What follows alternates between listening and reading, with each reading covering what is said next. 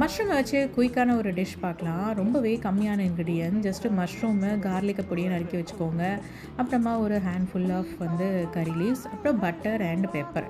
Butter வந்து ஒரு 15 to 20 grams வந்து கடாயில போட்டு மெல்ட் ஆனவுடனே இந்த பொடியா நறுக்கின பூண்டு போட்டு நல்லா வந்து ரோஸ்ட் பண்ணிக்கோங்க. இத ஹைல வச்சே வந்து நல்லா ஃப்ரை பண்ணுங்க. ஜஸ்ட்டு கலர் சேஞ்ச் ஆகும். சேஞ்ச் ஆன உடனேயே நம்ம பொடியா நறுக்கி வச்ச இந்த கருவேப்பிலைய போட்டு நல்லா வந்து வதக்கின உடனே, நல்லா சின்ன சின்னதா கட் பண்ணி வச்ச இந்த மஷ்ரூம் எல்லாமே வந்து போட்டு நல்லா வதக்க போறோம். மஷ்ரூம்ல பார்த்தீங்கன்னா, விட்டமின் டி ரொம்ப அதிகமா இருக்கு. அதுவும் இல்லாம வெயிட் லாஸ் பண்ணணும்னு நினைக்கிறவங்க, வெயிட் மேனேஜ் பண்ணும் இந்த மஷ்ரூம். அண்ட் வந்து நெறைய இம்யூனிட்டி பூஸ்டர்ஸ் இதில இருக்கு. ஸோ கண்டிப்பா வந்து வீக்லி த்ரைஸ் ஆவது நம்ம மஷ்ரூம வந்து நம்ம ஃபுட்ல ஆட் பண்ணிக்கணும்.